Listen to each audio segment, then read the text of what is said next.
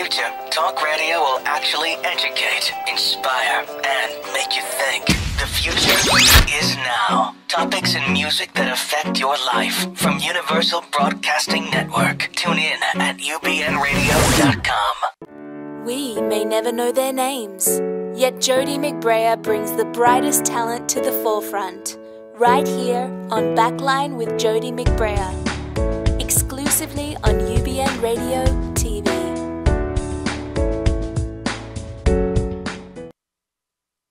Open your heart, ears and mind to what I have to say.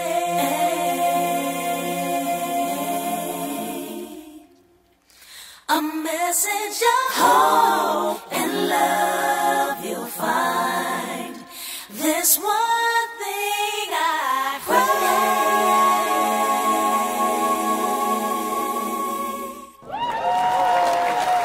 I mean, now that's the way to start a show right there. Thank you. Oh my gosh. Ladies and gentlemen, welcome to Backline. I'm Jody McBrayer, your host. Thank you so much for being here. And that amazing voice that you just heard is my guest, Charlean Carmon. Please make Charlean welcome. Once more. I love that. I know, I like it too. We have a cast of no one here. But I'm so glad you're here. Thank you so much. It's been we had a little fluster with the parking, but it all got worked out, and you're here looking lovely. Thank you so much for doing this. Oh, my gosh. Thank you so much for having me. You know, totally my pleasure to be here. No, it's mine. It's my honor. And I have to tell you that being completely forthright, that I hadn't heard your voice until this past week.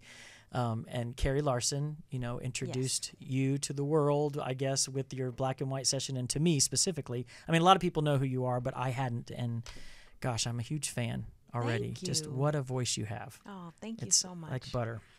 And that's what we're here. This show is about celebrating people who make the music happen behind the scenes that don't necessarily get a platform, but that accomplish so much. And I mean, just looking over your resume of the people you've worked with and the things you've done, it's going to be exciting to kind of pick your brain a little bit and talk to you. Okay, I'm ready. Okay. Well, I just tell us about yourself first. Where did you grow up? I'm from Chicago. Okay, which I love Chicago. I love it too, but I don't go between October and April. Well, yeah, because it's Yes. 2. Yeah, exactly. It even snowed in April like 2 years ago when I was there. But you have anyway, family there still? I do. Yeah. I do. So I'm there at least once a year to visit. But that's where I grew up. And, growing up, my dad was Catholic. So we would go to Saturday Mass at 5:30 with no music. How's that? But he loved straight ahead jazz, and that's what he listened to all the time. Sarah Vaughan was his absolute favorite singer. Oh, yeah. And so, as a kid, you'd be like, Daddy, change the station. I don't want to hear that. Or, he'd like take me, with him and my mom to go see her live. But now, how awesome was that? Yeah. I didn't realize it at the time. Oh, osmosis. You were sinking it in because I can hear it in you. I soaked it up, and I'm so grateful to have had that experience. So of course, I listened to everything else that was happening, and then my grandmother's church was a Baptist church, and then other churches that I visited, and it just kind of all came together. But I didn't start singing until middle school. Like most people, they're like, oh, I was singing since I was 4. I didn't sing when I was 4. Yeah. I didn't know I could sing until I was about 12. Wow. So I auditioned to sing a solo in the middle school Christmas show, and I sang my song, and it was really quiet. And then all of a sudden the room like burst into, just erupted, yay! And I was just like, wow, okay. I did better than I thought I did. There's something here. Yeah. And then I just went on from there. In high school, I had a magnificent music teacher, Dr. Lena McLean. She's amazing. A wonderful vocal teacher, an amazing musician in her own right. She's got hundreds of published works that have been performed at Carnegie Hall, and vocal students that have gone on to accomplish amazing things. Like Shaka Khan passed through her classroom. R. Kelly, personal and this was high issues school? Notwithstanding, was one of her students. And this is high school. Yeah. Wow. And I mean, she's got people that have made a career for themselves in classical music. We actually, the Grammys started awarding a Music Educator Award maybe 2 or 3 years ago. Yep. And a couple of us, had the same idea, and we got together on Facebook to try to get something happening for her. But the criteria is that they still have to be actively teaching and working for like a school system. Yeah. She's since retired. She's like 82 now. But she still takes private students in her home. Oh, gosh. So we're still holding out hope that we can get some kind of governor's award or something for her. Yeah, absolutely. Do they know the roster of people that she's worked with? I mean, I'm not sure that they do. And it's really incredible. we know people at Naris. Let's We talk might about need to this talk. later. Yeah, because that would be amazing. It Seriously. would be amazing. And I would love for her to get that honor now, not, whenever, her life is over. Yeah. And then, I would love, there's so many of us, not just me, that would love for her to have that honor now while course. she can really appreciate it. Yeah. Well, and that foundationally, I mean, I had an amazing choir and chorus teacher when I was in high school. And, it wasn't cool to be in chorus and choir when you were in high school. And For us, it was. I'm sorry. Well, I grew up in Florida, so it was like sort of redneck Florida, but it really wasn't. But I was anyway. I was one of the not cool kids, but he was amazing. And you don't tend to think about how grateful you are about that until you step away from it. And you're like, oh my gosh, maybe you knew then, but I didn't. And so I would love to see her honored. It's amazing to see the people that have come through there, and she must have been something brilliant. Absolutely. Yeah. Absolutely. Yeah. Okay, so you saying, did you go to college for music? I did not. Okay. I graduated from Howard University with a degree in fashion merchandising All right. and a business minor. But I spent quite a lot of time in the fine arts building because at the time I wanted a record deal. I didn't want to teach. I don't play any instruments, and I just felt like, well, what is a degree in music? That's not going to get me a record deal. So I don't want that. So I didn't go that route. Looking back, I should have done something a little different, but it's okay. What's 4 years for you, and what's supposed to happen, it happened. So I was in a band. We gigged all the time. We were busy. I may as well have been in fine arts. I was there all the time. Yeah. So, but I mean, you obviously, so you did gig and you had a band, you traveled and you sang in like different places. We even won like second place in the Budweiser Battle of the Bands. All right. Well, and you probably designed your own costume too, didn't you? No, I did not, but You did it. I chose well. I styled myself. There you go. Yeah. So your education paid off in that respect too. Absolutely. Absolutely. Yeah. Yeah. Well, we have song. We always have songs. I like to showcase the people that come on the show, and everybody in their own right is an amazing singer. But I don't know. There's something special in your voice. I'm just telling you, there is. Thank you so much. No, I'm not kidding. We're gonna play a Christmas song right now. Oh, I have to say, the Okay, intro say it. that you played Yeah. was composed and arranged by my husband, Tim Carmon, who's an amazing musician as well. And my gosh. we actually met on a tour. We were in Kenny Lattimore's band, and Kenny was the opening act for Barry White. Oh my gosh. So that's how we met. And he Boy, was I bet also hate that tour. Oh my gosh. So there was amazing people in that band. So we'll get back to that later. The Kenny Lattimore Shantae Moore record is one of my favorite records. Well, I've sung with both of them. Oh my gosh. Not at the same time, like when they didn't really know each other. Yeah, I when was they in weren't his together band, yet. and then I was in her band too. And I used to listen to his Never Too Busy. Yeah, Never That Too song. Busy was a song that was the hit at the time That's of a the tour. good song. All right. Well, let's talk about this Christmas song. That I can tell you right now, we would have a lot in common musically because I love all of that stuff. Okay, but this Christmas song is called "It's Almost Christmas." Yes. Okay, now tell us about this song. This is a demo. Okay. It was written and composed by Leora Rosner, who is amazing. Does just the most beautiful music. And it was something that he thought would be awesome, and still is, for like Barbra Streisand or Natalie Cole. And so that's kind of gives you an idea of like the vibe of the song. It's beautiful. I think it has the potential to be an instant Christmas classic, because every once in a while we need to work a new one in. Well, yeah, we do. And I mean, Yeah. if you ever notice the new ones that come out that are really good, I mean, they get sucked on really quick. Like, oh my gosh, I love that. Let's, because they're so desperate for new music. You know what I Yeah. mean? So this one, I can't wait to hear it. And is it still available? It's not available at all, but maybe after this it will be. Who knows? Well, let's listen to it. This is It's Almost Christmas.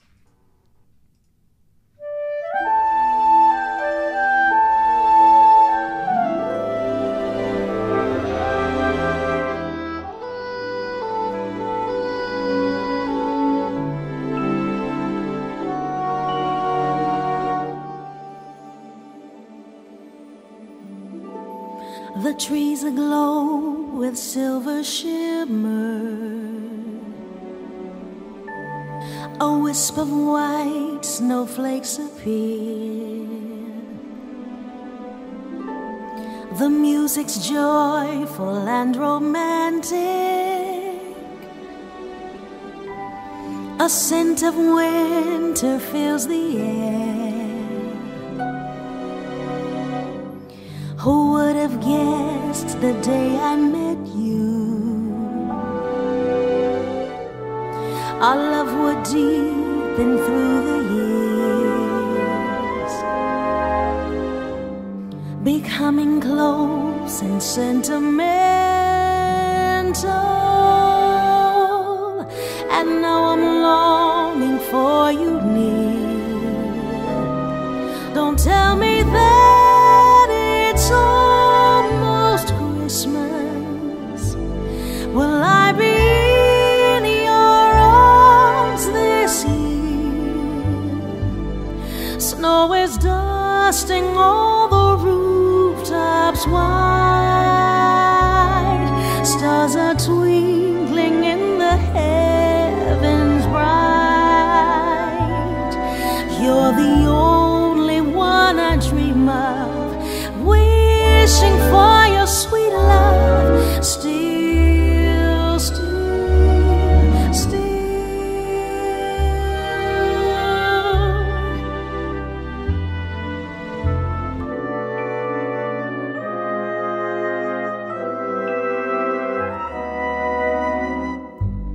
The holidays are moving closer,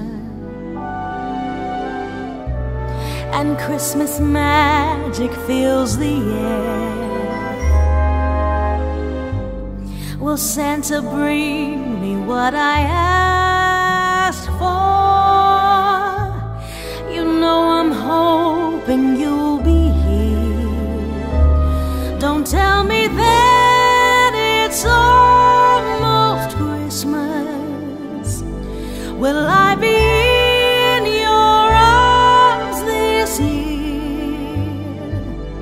Snow is dusting all the rooftops white. Stars are twinkling in the heavens bright.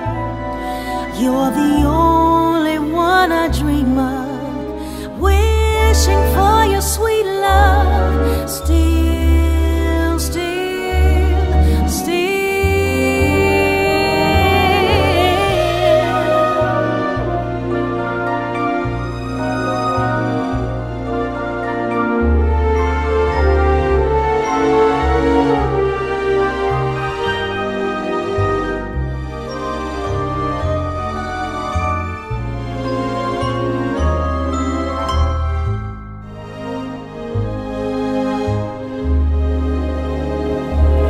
Don't tell me that it's almost Christmas.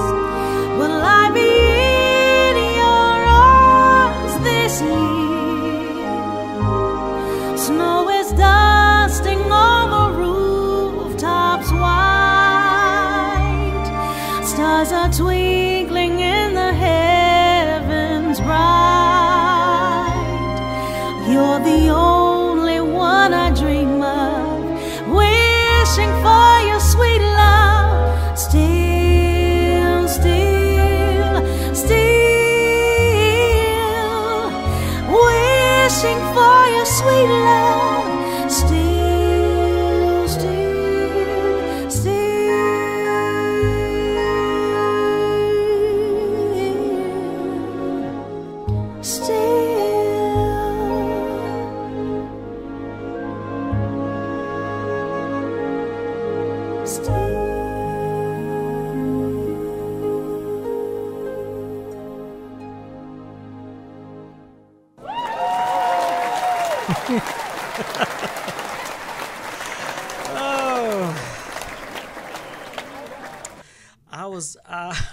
I need a glass of eggnog and a fireplace, and it to be 40 degrees cooler. That is lovely. Thank That is you. lovely. And you were saying while we were listening, you're like, it's just a beautiful song. Anybody can sing it. I'm like, no. It is a beautiful song, and I can hear a lot of people singing it, but my gracious, that was lovely. Thank you so much. Really I hadn't beautiful. heard it in a long time. I'm like, wow. I know. That's pretty good. It's good. I'm surprised somebody hasn't snatched that up yet. Listen, this happens all I know it does. over and over again. Really, really wonderful, solid, good things just get looked over. I know. And what shows up in its place is Sometimes not sad. always good. I know. Well, I'm sure there's a lot of politics involved. Yeah. This is free radio, so I can say whatever I want. But, I mean, I'm sure there is. And so, Well, thank you for the opportunity to, have that song be heard, because it's gorgeous. Yeah. It's gorgeous. well, I mean, and I know a lot of people, including myself. I mean, I'm in the process of recording 2 records myself. I know. We're crazy. And well, one of them's a Christmas EP, so it should be like 5 songs. But I'm like, We'll talk later. You and me will talk later. No, it was gorgeous. So getting back to where we were talking before, so you were in Chicago. How did you end up here? And did you start, because, I mean, okay, the list of people that you've sung for is ridiculous. Thank you. And I would say that every single one of them I'm a fan of, for sure. How did you start doing this in Chicago, or was it when you moved to Los Angeles? Tell us a little bit about that. I did start doing it in Chicago. My dad loved music so much that some people thought he was a musician. He was not, but he managed a band. Oh, okay. Lucky me. Yeah. I get to sing with the band. My dad's the manager. What are they going to say, So I did gigs with them. And then all of the stuff that I did in high school, we would do our own musicals. We wrote the script, we did the choreography, we wrote the songs. It was like fame. Yeah. Even though it was Kenwood Academy High School, it was not a performing arts high school. Yeah. But we kind of created our own little world within that school. People probably loved it. They did. Yeah. We really enjoyed it. Like, even now on Facebook, sometimes people are like, oh, remember that song you guys sang, or this thing that you did, and blah, blah, blah. I was actually in Chicago a couple weeks ago, and we had like our first choir reunion. We hadn't seen each other in a really long time, and it was so much fun to see everybody. We had such a good time. We had so much fun. Yeah. It was just really a wonderful, wonderful time. So I go to Howard University. I'm singing, gigging, doing stuff there. I get a job opportunity in New York to work in the fashion industry, not in music. But I wanted to go to New York. I was trying to decide if I wanted to go to New York or Los Angeles to try to, see what was going on. But backtracking to Chicago, some friends of mine, one Eric E. Smooth Miller at the time, high school DJ, house music was, just on fire at that time. And so a lot of those DJs went on to be producers. So he and I did music all the time. His first little studio in his mom's basement, we're singing underneath the clothing line next to the washing machine, all that kind of stuff. So, fast forward, I'm in New York, I'm working for a boss with a hot temper and a hearing problem who speaks 3 languages, sometimes all at once. It was crazy. Had nothing to do with music.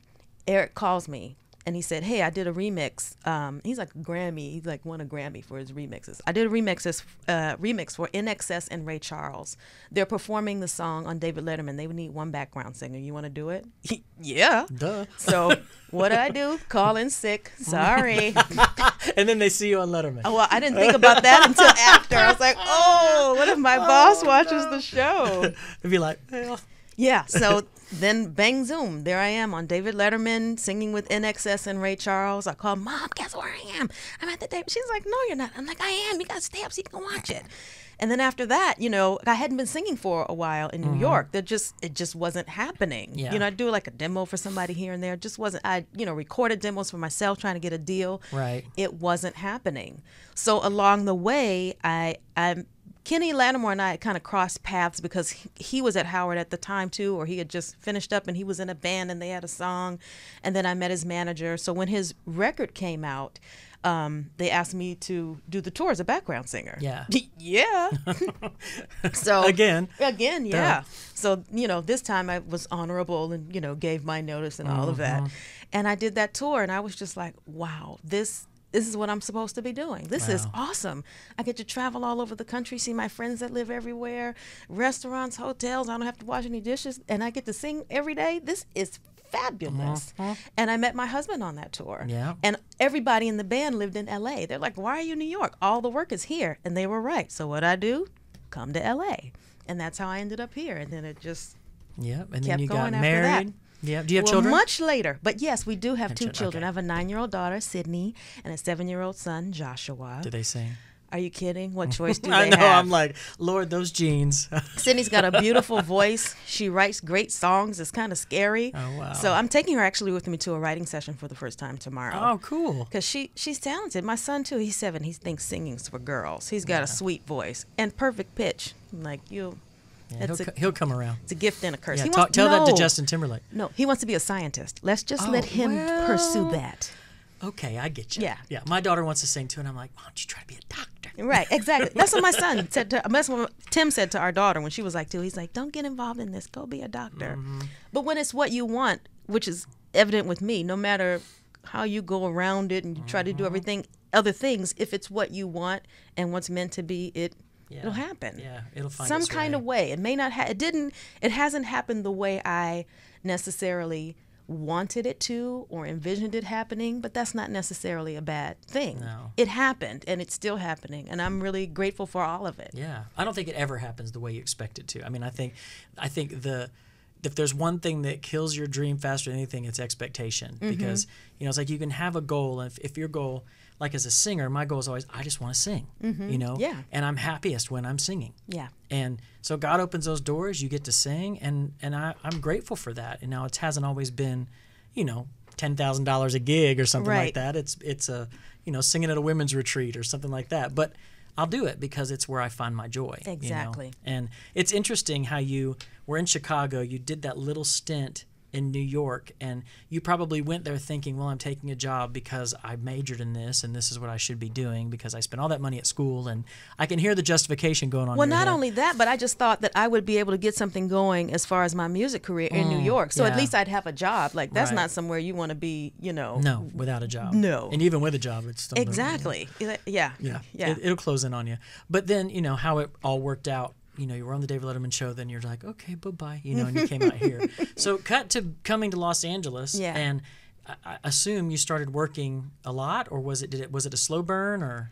I was working a lot because you said, you were saying not too busy for you. Kenny was really, really busy. Yeah. But he wasn't too busy. Yeah. But okay, y'all, for those of you who don't know, Kenny Lattimore is an R&B singer, amazing R&B singer. He's married to Shantae Moore, right? Aren't they married, or? they were. They were. Oh. Don't think that they're still together. That's sad. But they made beautiful music together, and they made beautiful music separately as well. But Kenny sang a song called Never Too Busy, and it was I was in a Christian band called Avalon for 12 years, and I remember we were in the studio recording our first record, and that video was playing on the TV, and I was like, who is this? Wow. Just with that groove and everything, Yeah. and his smooth voice, and so I love that song. So that's what we're talking about when we say he's never too busy. He's busy, but never too busy. That's right. But Right. So there was a lot, going on with that. And then I can't remember there were like a couple of live shows and some different things, and then I auditioned to sing with Brian McKnight, and I got that gig, and I did the tour. And then from there, I went on the road with Eric Clapton, and my husband was in that band too. So we did that tour together. And maybe a year after that, I met Ricky Minor, who was, music director for a ton of things. So I did a bunch of things that he was doing. And then, some other little gig sessions, somehow we all end up singing Jingles. demos for different people. Not a lot of jingles, Well, surprisingly. but we have a demo jingle that you did. Yes, you do. We just have to play this. I think it's funny because all the ladies don't know who Vince Camuto is, That's of course. right. Handbags and perfume and shoes. And apparel, And yeah. apparel, I don't know. They make, I don't know. He didn't make men's stuff, so I have no clue. I don't No, think he does. I don't think so but, either. But you sang a demo jingle Yes. for Vince Camuto when they were going to release their fragrance. Yeah, it was for the television commercial. But the commercial, I don't think ever happened. All I ever saw was print ads. for Maybe that. it did. I don't know. But I mean, if it didn't happen in L.A., it probably didn't happen. Because if you didn't see it, That's what I I'm would think they thinking. would have it here. But let's listen to it real quick. Just, I think it'd be cool to hear. When I'm without you, baby, I just never know if that is right or wrong. What do I do that, baby? Shut up,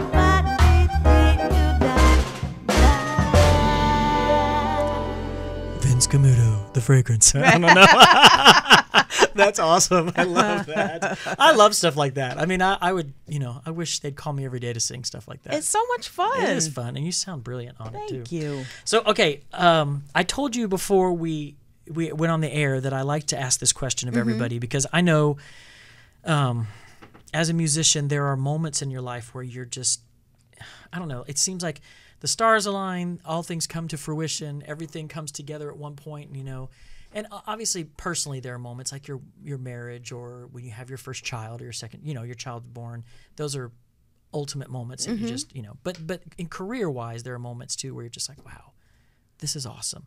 I mean, have you had a moment where you were singing maybe backup for somebody or singing alongside somebody or in the studio with somebody where you're like, this is it? Yeah, absolutely. There are two answers to that question because on one level, it happens over and over again. Right. And that may sound crazy to people listening, but I'm telling you, after, having had other jobs and done other things to try to make a living, every time I get behind a mic, I'm excited. And I am truly grateful for the opportunity because I'm getting to do what I love. Sister, that's right. And get paid to do what I love. And it's such a blessing. And I've been triple blessed, if you will, to work with just wonderful people. You sure have. I mean, it's been awesome. I mean, just the people that I like to say I'm in the trenches with. Not necessarily the one in the spotlight, but the ones that are to my right and my left, however we're arranged that day. We just get along so well and we have so much fun and it's just wonderful. And I really just thank God every single time those lights come on and the audience is there or the camera's there, whatever it is. I'm blown away, like, wow, I get to do this. Yeah. I have another opportunity to do this. And then one single experience was the first time I sang with Stevie Wonder. Oh. We didn't do a lot of rehearsal, and there was so much going on, just try to get the songs. And then I've been told, it's kind of warned, like, he really gets into it, and then he'll just sing whatever he wants to sing. But who doesn't know his songs? I'm like, well, okay, I'm ready. Let's do it. But I was on stage, and that first song, I just had that, oh, my gosh, I'm singing with Stevie Wonder. Focus! Don't blow it! Oh, maybe you'll get to do this again. I'd be the same way. I just had to kind of forget he was there. Yep. Like I was just singing at home along with the, radio or something because I almost went into that like, oh my gosh, that's Stevie Wonder and I'm singing with him. This is crazy. Yep. Really crazy. Yeah. I can imagine. I mean, he's a legend. Yeah. You know what I mean? But your list, I'm going to read some of these names off. Okay, Stevie Wonder, obviously, Eric Clapton you've mentioned, but Christina Aguilera, Deborah Cox, which I love Deborah Cox's voice. She's amazing. Brian McKnight. It's Emily Sand, right? Emily Sande. Sande. I always pronounce her name wrong, but I love her voice. Josh Groban, Shaka Khan, for Pete's sake. Leonard Cohen. Oh, my gosh. I mean, you've been on The View, The Tonight Show, Jay Leno, the Emmys, Late Night with David Letterman, the American Music Awards. I mean, it just goes on and on and on. And I can imagine, like you're saying, every time, you get behind that microphone, it's a new experience because it's different every time. Yeah. But you're like, this is pretty cool. I mean, the coolest is when I'm singing along with someone that I've heard on the radio and I love their song. I've sung with Faith Evans. I had a chance to sing with Charlie Wilson a couple times. Babyface. Those are the moments that I'm like, man, this is crazy. And then, those songs get stuck. Your part gets stuck in your head. So when you're in the grocery store and they play the song, you're like singing your part in the grocery store. And people are like, that's not the song. Right. Why'd you sing the song? I'm like, I'm singing my part. Right. I'm going to need you to back up off me. Right. Because you don't know me. Right. No, I love it. I think it's fantastic. I mean, even American Idol, same thing. You know what I mean? Yeah. It's like, I was there, when Carrie Underwood was making her way and, from 2005 to 2010, I was kind of in and out involved with American Idol. Even that is just amazing. Yeah. And at the time, that was such a crazy experience because it was such a humongous show. It was. Yeah, and I'm still involved. The last 2 seasons, I've been working as a vocal producer with the contestants when they record for iTunes. Yeah. Yeah. That's right. I did read that. And I mean, obviously that your relationship with Ricky Minor has probably helped because I know he's largely involved with that as well. Yeah. And I mean, everybody talks about what an amazing guy he is too to work with and just really kind. But the American Idol thing in general, I mean, in some ways I'm kind of bummed that it's not what it used to be because I feel like that it did a lot to change the landscape of singers and musicians in general, vocalists. I mean, it pushed a lot of people to be better. And so I love the fact that you're sort of doing that behind the scenes as well, kind of coaching them and nurturing those voices, the young voices too. Tell us how that's been. It's been really, really awesome. Last season, I had the opportunity to work with Malaya, I think is her name, from Detroit. She was like 16. And our very first session was her very first time in a recording studio. And I was about 16 the very first time I went into a recording studio. So I'm happy to be there to, you know, help them, guide them, help them, you know, figure out. I mean, just little simple things that when we do this all the time, we take for granted. But, you know, you got to back away when you're singing louder or, you know, position your feet a certain way so that as you move in and out of the microphone, you're not shuffling your feet and making noise and, you know, all that kind of stuff. And then some of them, you know, I can't even imagine what that's like. It's got to be really overwhelming to just be a part of that show and just to try to focus on what you need to do for the show. And, oh, geez, now I got to go record a song for iTunes. So I was really grateful and appreciative to have the opportunity to help them along and work with them. One contestant in particular, he was so amazing, but he just lacked confidence. And he walked in the door, and this is our first time meeting. He said, "I'm not good in the studio." And I said, "Okay, I want you to go back out the door and come back inside and just say hi and have a different mindset, because we can't start like this. You can't start like that." See, I need you in my session. I just was talking to the last guest I was interviewing. I'm horrible in the studio. I mean, it is an insecurity of mine. You know, I don't say anymore, "Oh, I'm bad," you know, but yeah. Well, in the back of your mind, you know you're not. We pick ourselves apart. We're all our own worst critic. You know what I mean? We all do that. But when you're at the beginning of your career and you haven't really gotten to a place where you're solid and you know what your strengths and weaknesses are, and you're in a competition on TV and you're probably a little bit, you know, your nerves are frazzled. You've got to start somewhere from some kind of place of confidence so that you can move forward. And he did. I really enjoyed working with them on that level. That was great. That's awesome. You know, my first studio experience was not a good one. I remember I'll just tell you this really fast. It's not my show, it's yours. But I was in the studio and I was singing a song and I made a mistake singing something, and the producer was in there and the tech was in there. And I said, "Oh, shoot, well, there goes my professional singing career." And the tech pushed the talkback button and said, "We really weren't worried about that anyway." And I just was like, oh. Well, I mean, now I would have been like, "Oh, no, he didn't." But, but you know, but back then I was just like, boom, you know, and it totally blew my confidence. So for awesome. Me, I just love that you are there. I mean, that people like you, and you have such a great attitude anyway. Like you're very presentable, very kind. Thank you. And I think that's great, because this town in general can eat you alive if you don't have somebody like you. You know, so I think that's fantastic. I'm sorry that happened to you. That's terrible. You know, I don't know where he is now. See? So I don't know where I am, but I don't know where he is. Anyway, well, okay. So, and you were telling me some other stuff that you've done too, like singing at the opening or the Olympic closing ceremonies in 2002. Which with Christina Aguilera, that was amazing. Wow. Yeah. That was another Mom. Guess where I am? I'm sure. Right. Oh my gosh, where was that? 2002. I want to say Utah. Okay. I want to say it was Utah. Yeah. Was that winter? It was a Winter Olympics. Yeah, okay. Wow, that's cool. Yeah, it was in Utah.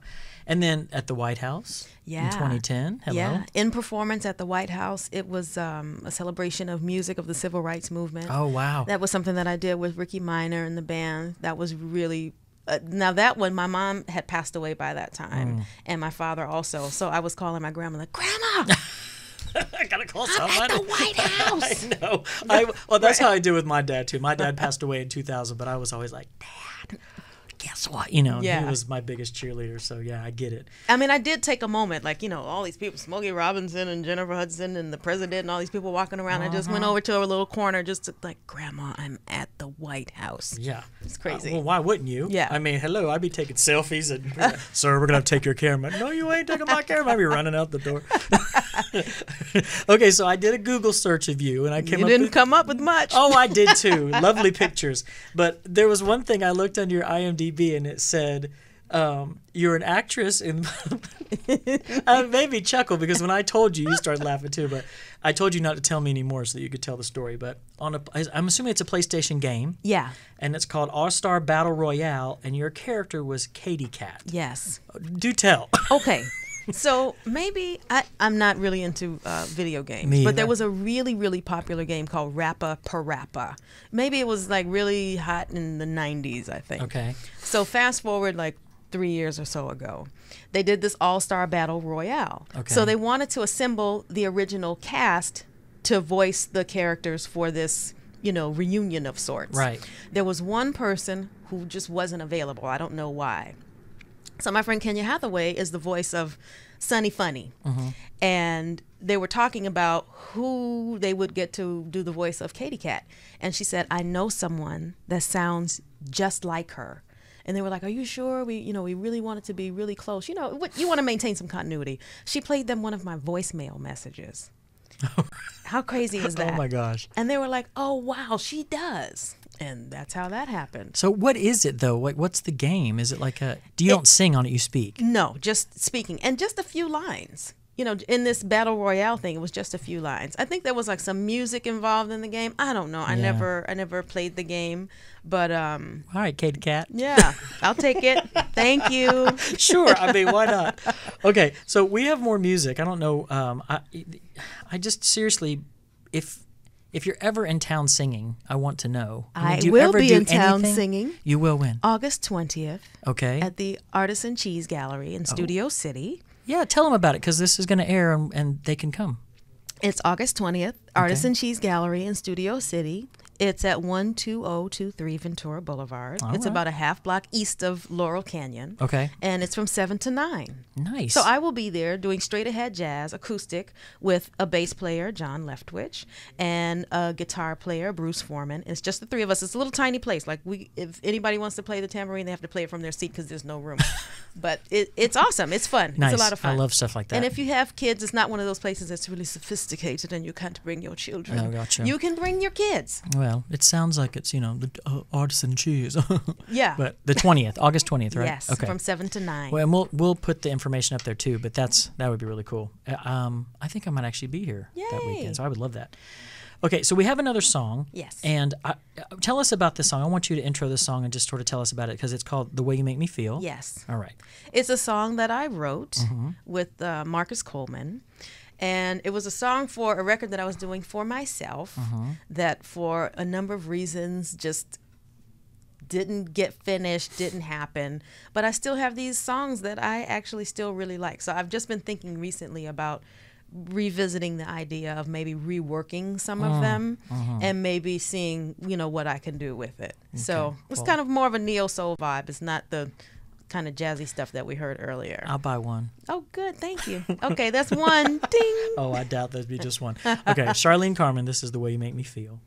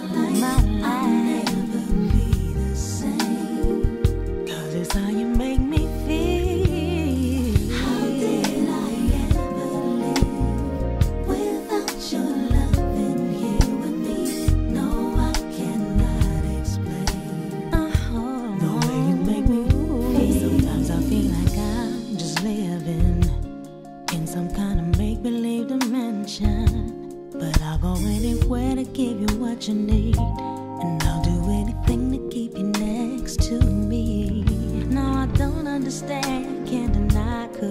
walk away from your love even if I tried. Something about the way you make me feel lets me know that this love is real. Since you came into my life, it's just the way you make me feel. How did I ever live without your love here with me? The way you make me feel. The way you make me feel. The way you make me feel. The way you make me feel. The way you make me feel.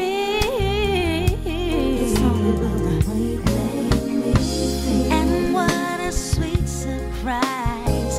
You opened up my eyes. Can this be true love that I'm feeling? And now so suddenly a new reality. Don't wake me 'cause I must be dreaming.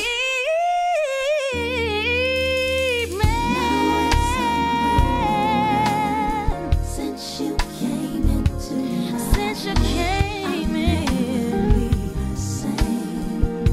I'll never be the same. How did I ever live without your love here with me? It's all about the way you make me feel. Oh, the way you make me feel. It's all about the way you make me feel. The way you make me feel. The way you make me feel, baby. It's all about the way you make me feel. When you kiss me, and baby, when you say my name, and ooh, when you hold my hand, it's all about the way you make me feel. It makes me wanna sing, baby. La da da, la da da. It's all about the way you make me feel.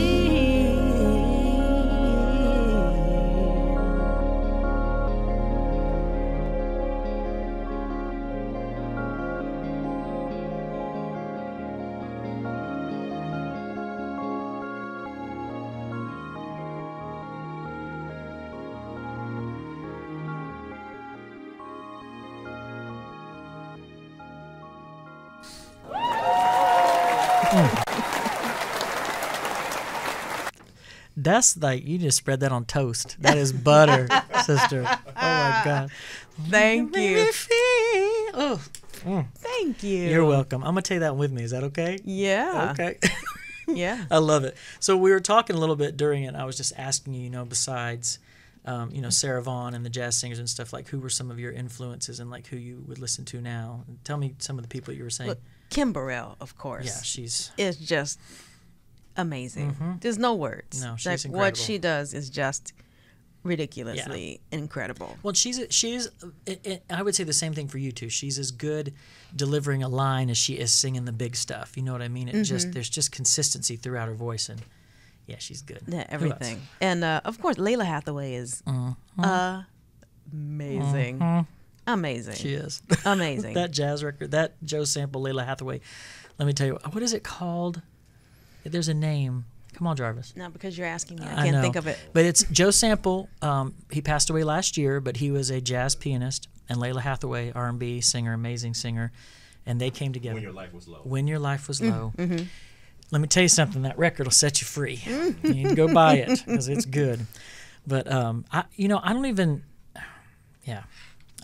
know what to say about your voice. You're brilliant. Thank you. So having said that, you and I have a mutual friend in Yeah. Carrie Larson, and Carrie has been on my show, and she's a session singer around town, does a lot of stuff, and I think you guys have sung together before. No, actually, we haven't. Have you not? Yeah. So how did she get your... You know what? We met at the union SAG-AFTRA does singers informational meetings like once a quarter. Yeah.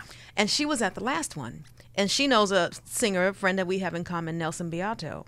And she was, Nelson knew about the black and white sessions, and she said, I'd like to get her for one of the black and white sessions. Introduce me. Okay. So we met at the meeting. Oh, We had okay. never met before. We had never worked together before. Really? And when she told me what she was doing, I was just thrilled and honored that she asked me to, Yeah. be a part of it, because there are so many amazing singers that people don't really get to hear. They hear us together and they Yeah. hear us behind other people, but they don't get to hear just us.